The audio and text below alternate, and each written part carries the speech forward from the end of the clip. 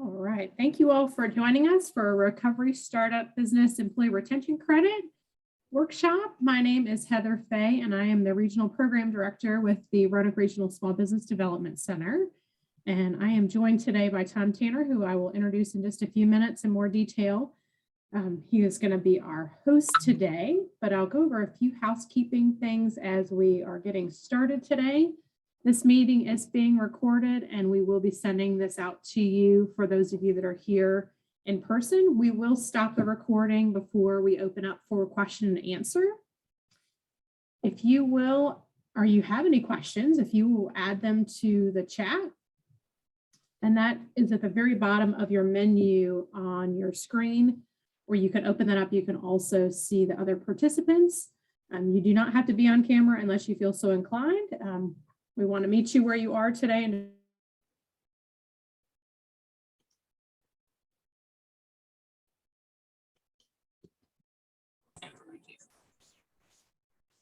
I think I accidentally muted you. I think I accidentally muted you there. Yep. well, I'm back. Yeah, it's just can hear them. Okay. So if you all don't mind keeping your microphones muted, we are recording today's presentation. That would be great.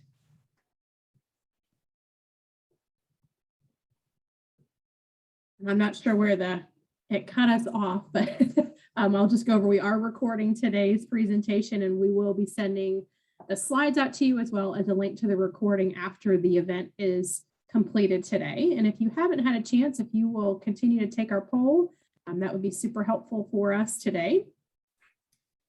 And I will go over just a few other things for you. The Roanoke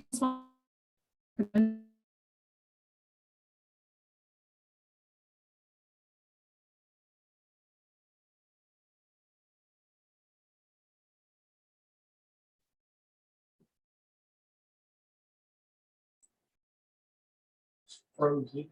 Yeah, Internet's been sucky all day. it has been pretty I've bad. been on Atrix all day Mhm. long, and it is taking me forever. I don't know Roger. what's going on. I think we.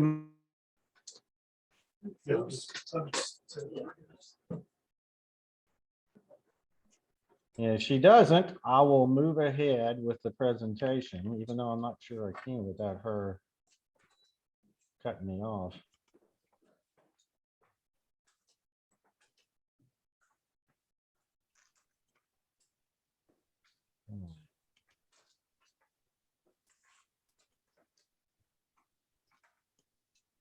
All right, so I think we lost her, so I'll let her finish her pitch at the end of it.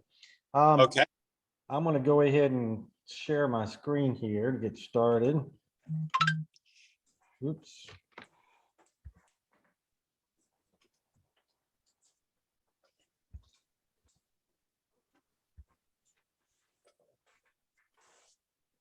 Yeah, what's going on? Don't give up on me. Trying to recover here. I think we all are.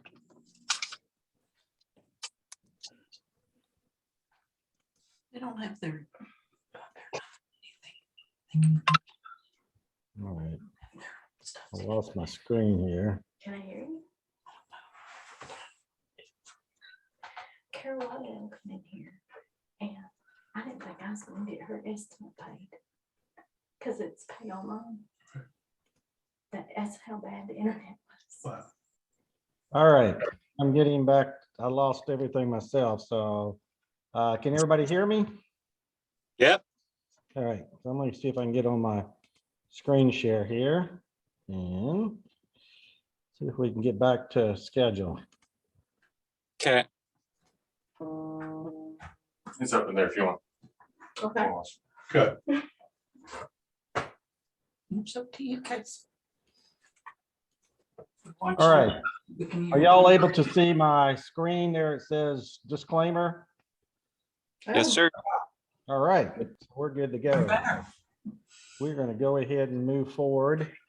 And hopefully things are being recorded. I guess it still is. Let me check just to make sure.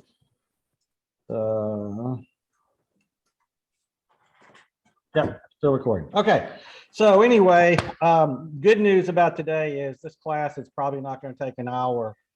It's probably going to be much less than that because we're just covering a very small portion of the ERTC. But anyway, before I get started, I just want to use my typical disclaimer is I put together information based on what's available as of today. Hopefully it's correct. I can tell you the IRS is constantly changing things. So if you're going to apply for it and you're using an accountant, I would certainly check with them to make sure the information is current. Okey All doke. right. So, and make sure everybody mutes themselves so we don't get any outside noise here. All right. So the first thing we're going to be talking about is determine eligibility, how to calculate the amount of the credit, how to apply for the credit, and then the deadlines. All right. I first want to start off with just this morning, I had a client contact me and told me that they received $24,500 as a recovery startup business just yesterday for the third quarter. So this program is working and they'll probably have another similar amount for the fourth quarter. So this can be a fairly large amount of money if you qualify for the program. So the first thing I want to talk about is what is a recovery startup business? So first of all, your business must have started after 2/15/2020. And why it's 2/15/2020 is because if you started prior to that, you qualify for PPP, EIDL, and all the other programs. If you started after that, you don't. So now they put this program into place that says if you started after that date, you can qualify for this particular program.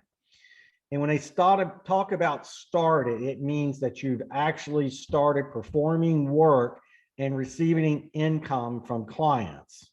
Okay, it doesn't mean I set up my LLC in December of 2019, therefore I don't qualify. That might not be the case if you didn't actually start taking work from customers until March of 2020, then you would still qualify. So it's actually when you started operating, not when you got a business license or set up your LLC or anything like that. You have to have W-2 employees, not independent contractors. So if you do not meet those two things, then you're not going to qualify in this particular presentation. Might not be that of interest to you unless you just want to know about it so you can tell your other buddies who may qualify for it. The only other thing, and this is new for third quarter and the fourth quarter of 2021.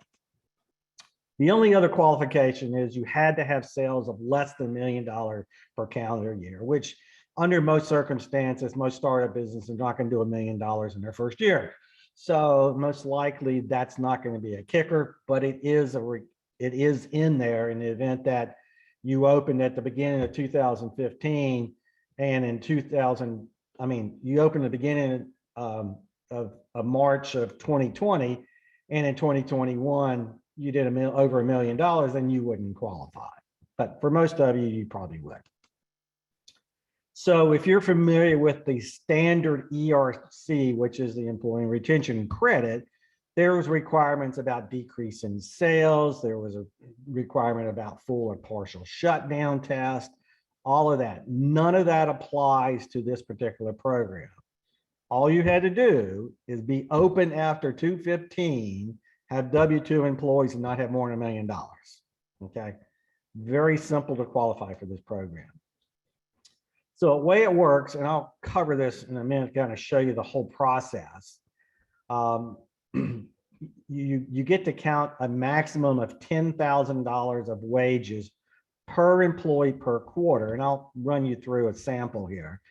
And then out of that $10,000 per quarter, you can claim a 70% credit, which would be $7,000 per employee that you could get for each employee up to that amount. The maximum amount a company can claim is $50,000 per quarter or $100,000 for both third and fourth quarter. So you would probably have to have, 5 or 6 employees making maximum amount for you in order to meet that particular number. And also, if you're a nonprofit that started after February 15th, 2020, and you fall under any of these IRS sections, A, C, or D, which in most cases, the C is going to apply, which means you're a C3. You could even be a C5, 3.6, 3.7, 3.8, or whatever.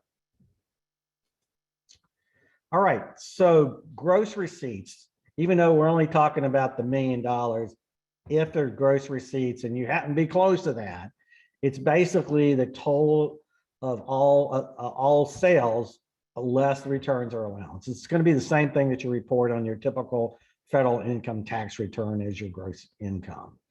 And of course, it doesn't include any of these things, but if you started after 215, it wouldn't include those anyway. In the event there was a local grant or a state grant that you received, because some of them may have a grant after 215, then those numbers would count as part of your gross income. And for a nonprofit, it's pretty much the same thing. When you're talking about gross receipts, you're talking about all receipts that we receive from for the organization, whether it's contribution, gifts, grants, et cetera. Again, the only reason this applies is the fact that it's if you fall above that 1 million category. All right. I'm not going to go in detail about this, but this is aggregation rules, which has to do with if you own multiple companies and you own more than 50% of multiple companies, there's particular guidelines you have to follow. And since there's probably very few people on this call that fall under that category, I'm not going to cover it, but there's the information that you can get out. All right, so the first thing is I have this chart here. And this also covers the original ERC in case for some reason you might qualify for this and not the other, or you know somebody. But the primary thing I want to point out is the recovery startup business. I did everything in bold. So the third, you'll see the ERC third round, and that actually should say through 12/31/21, because that's what it covers for. Up to $10,000 per employee, as we talked about, 70% credit, or a total of $7,000 per employee per quarter, or a maximum of $50,000. All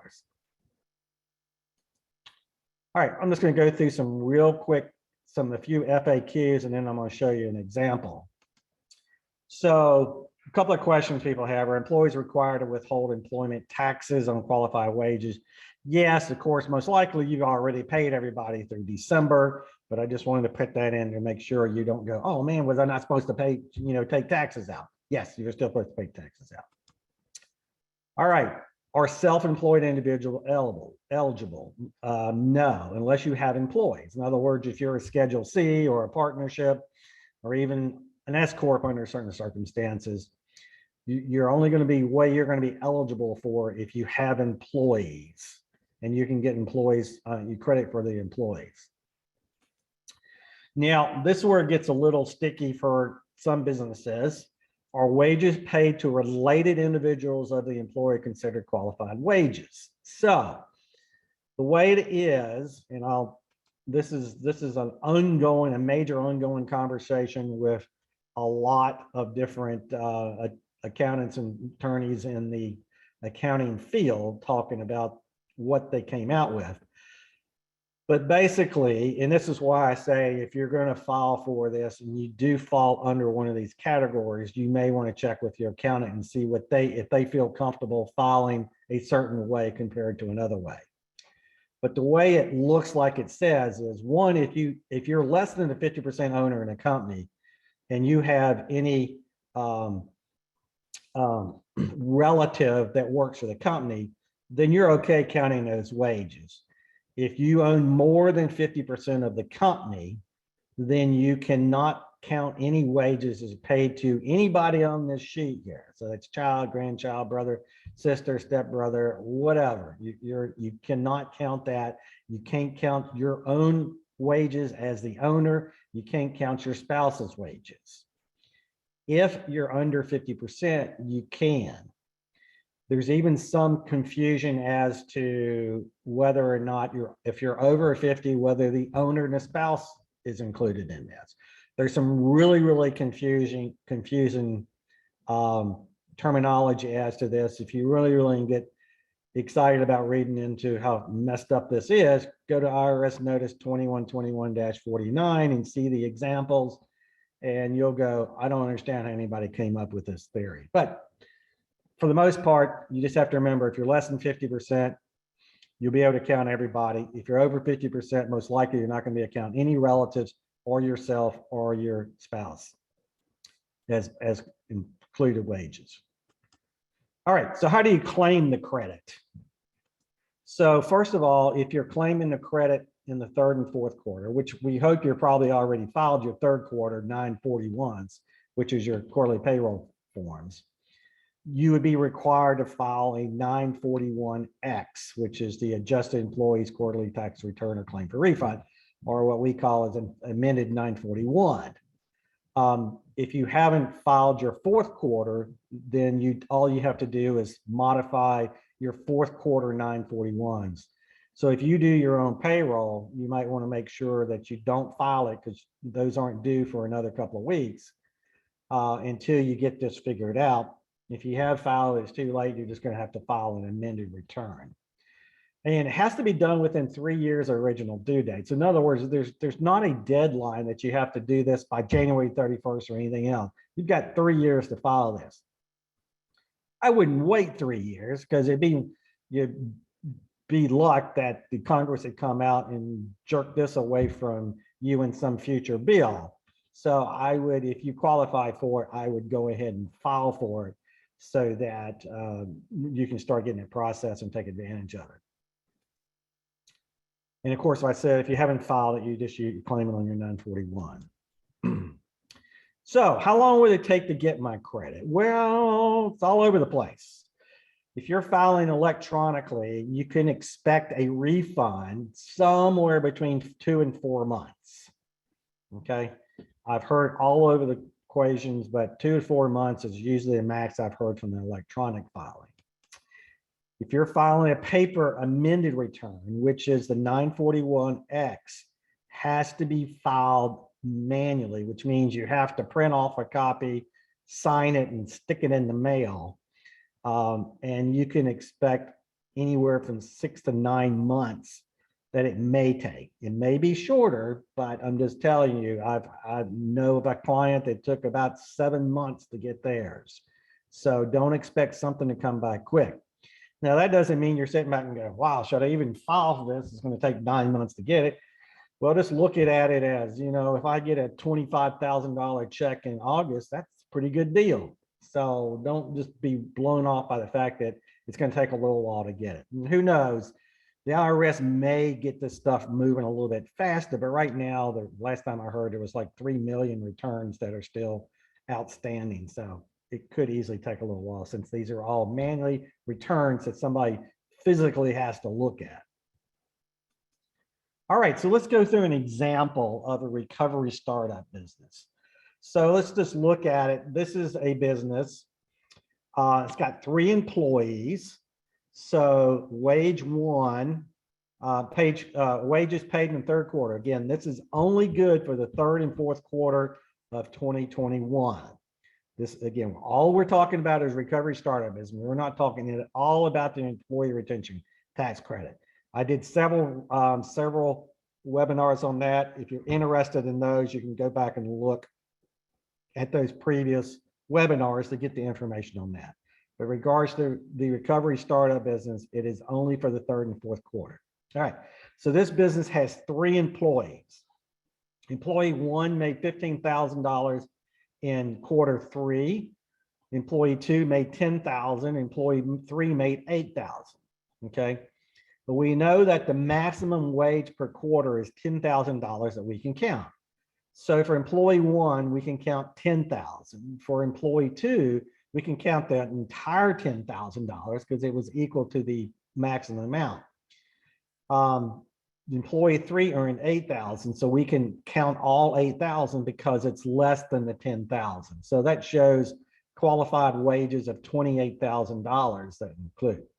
So now we look at the next column. It says credit at 70%. So we're looking at $7,000 for employee 1, since that's 70% of 10. We're also looking at $7,000 for employee 2. We're looking at $5,600 for employee 3, which is going to give us a credit of $19,600. Okay. That means if this is your business and these wages are reflective of you, you're going to get a check for $19,600. Okay. It's a pretty cool deal, isn't it? All right. So let's look at quarter 4. Very similar. Employee 1 made 13,000, 9,000, 8,000. You can see that maximum is $10,000 they can claim, or the maximum amount of their particular payroll, which in this case was 9 and 8.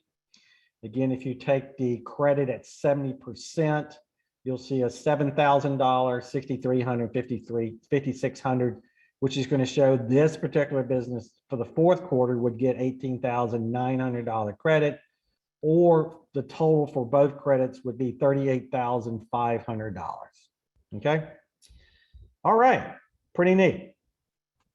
So now I'm going to show you how to actually file this. And most likely you're either going to have an accountant do this for you, or if you're using, of course, you're using QuickBooks or things like that, they're not going to file an amended return. So you're going to have to do some manual calculations. Either, again, if you're using an accountant, leave it up to them to figure it out, or your bookkeeper or whatever. If you're doing internally, you're going to have to take a form, and you can get a computerized form by downloading from the IRS or several other places, and manually put in these numbers. All right. So what I'm going to do is, if you remember on the previous example, we had wages, et cetera, et cetera. So I'm showing on this particular thing, you want to make sure you check at the top of the 941. This is if you're doing a 941. This would be for the fourth quarter only. And I checked third quarter. So it should have been for the fourth quarter because third quarter is over with. If you haven't already filed it. If you filed your 941, it's too late. So basically, you're just going to fill out your taxable Social Security and then what your taxes are. You're also, I'm not putting anything here about withholding, and most likely you would have withholding. It's going to give you your total Social Security, wages, et cetera, et cetera. So you go all the way down to this bottom line, and I'm running through these forms, but you'll have copies of all of this so you can kind of look through it. When I'm going through this, you're probably going to go, oh my gosh, this is crazy. There's no way in the world I'm going to do this. But it's not as complicated as you think, as you kind of look through, especially if you look at this example. So 11C gives you a number here that has no bearing on anything at this point because I haven't showed you the page you get it from. So now we're going to go to the second page. Again, we're bringing down this non-refundable credit. So total taxes after adjustments and non-refundable credits is going to be the total of your Social Security taxes that we just showed you, that 6,006 up here. Okay. And if you're starting to get lost, don't worry about it. Again, this is basically just kind of give you a general idea how it works. Okay. You also then come down here where it says refundable portion of your employee retention credit. Okay.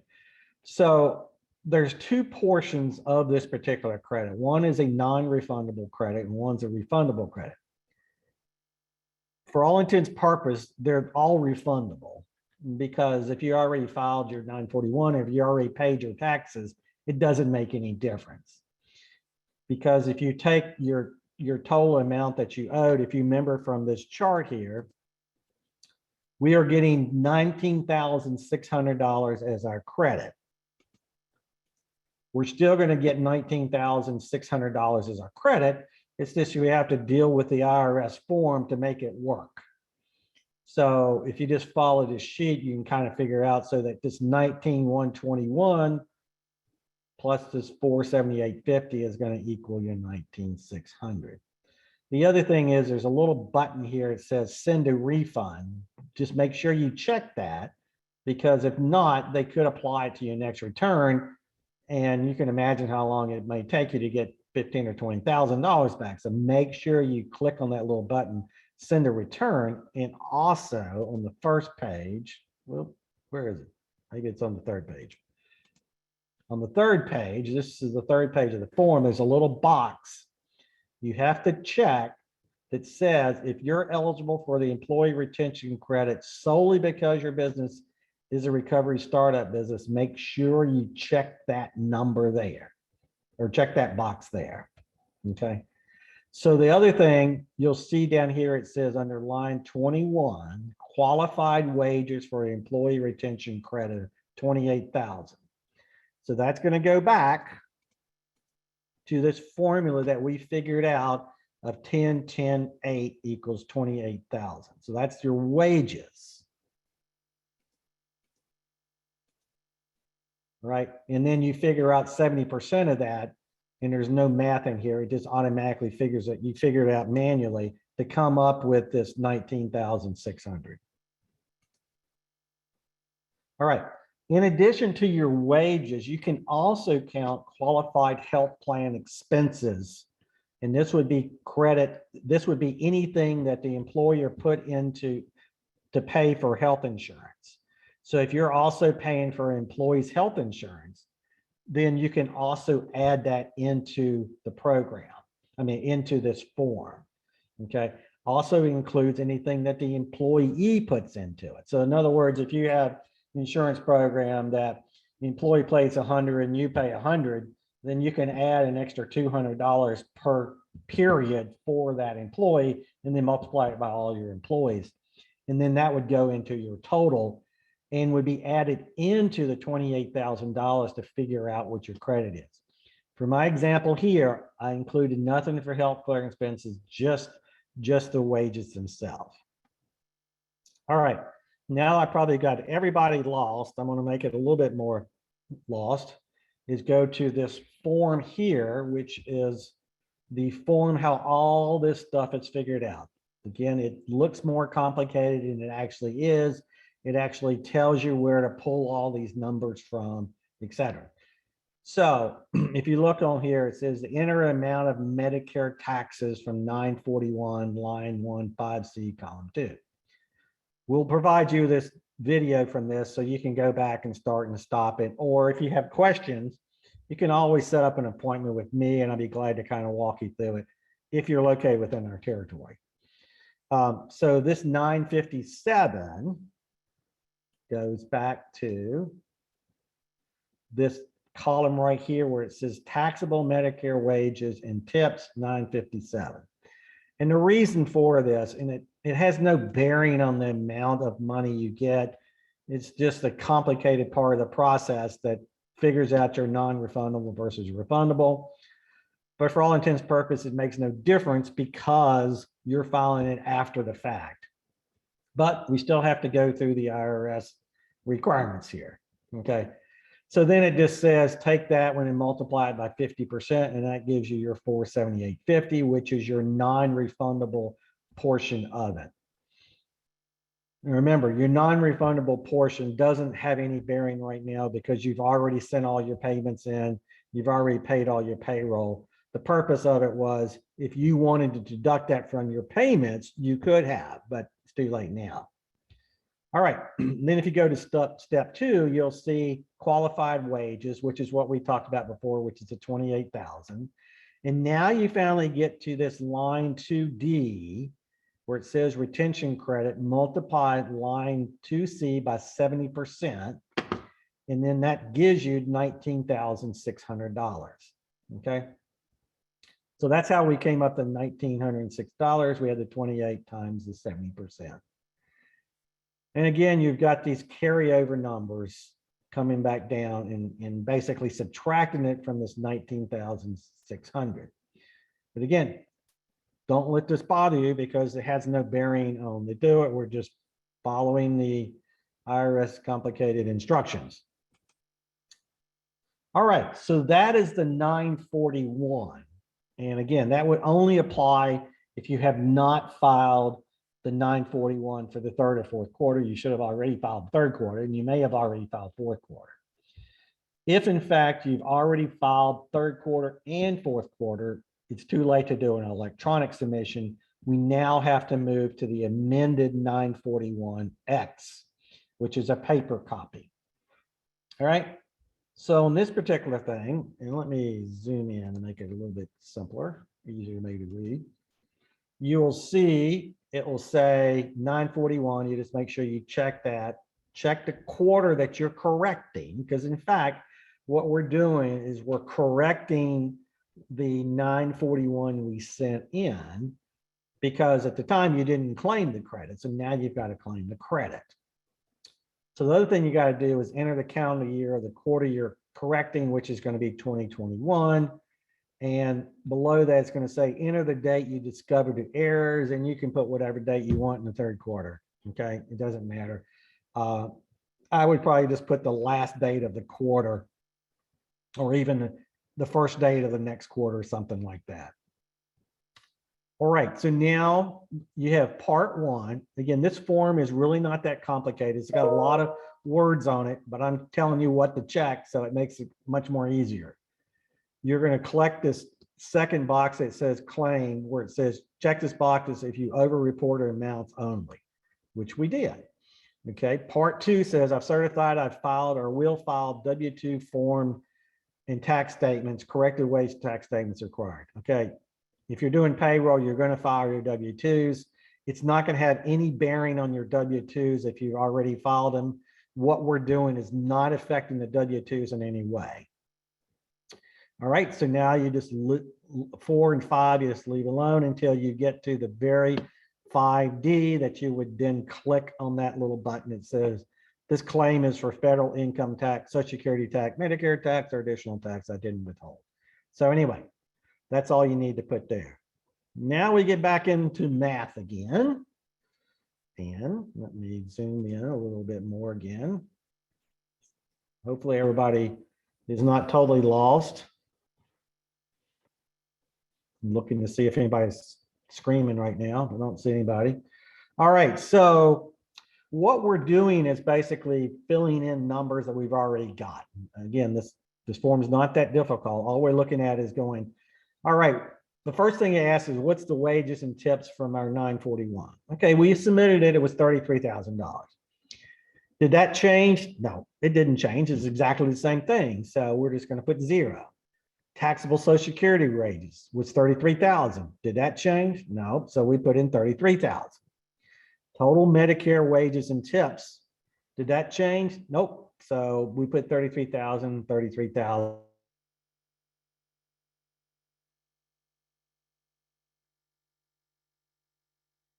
We now get to the point of the employee retention credit.